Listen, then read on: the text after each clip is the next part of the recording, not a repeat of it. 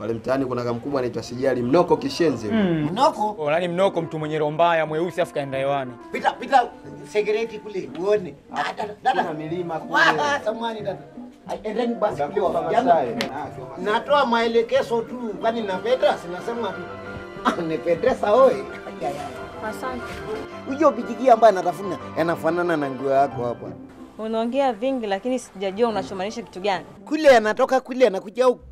Nikutazama roho anatoka anadunda hapa nje anashuka hivi. Anatoka hivi. Nikasema nikuite wewe niseme na wewe hapo. Mimi anakupenda wewe sana.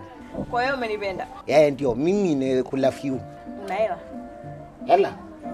Hela tajiri wangu nikufa na mshahara ndani ilikuwa naumwa manyeria. Juzi tu hapo hata sio mbali. Uko tuachane na kuna account gani? Ninaye siku mingi. Ndugu yangu alinifungulia ya Facebook. Sikia nikwambia, mimi sijakwambia account ya Facebook wala Twitter. Ndio. Nilichokwambia ni account ya benki. Sasa hela anahusika hapa kwenye kupenda. Wewe hela una Kyo. Na wala huwezi kuona mimi. Mtu wenyewe kutu unafahamishwa na joto lote Dar es Salaam unafahamishwa mimi na yeye tunatoka. Yaani usinisimamishe. Sasa nani nikuita?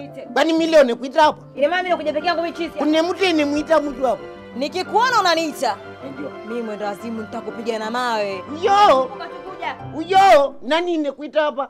Nije mtu wenyewe una hela toka zako. Hii hapa kuna mtu, ona adimu. Watu hamna mtu anakama hii hapa. Sitaki hata kitu samani. Tawala. Kumbe sio mtu.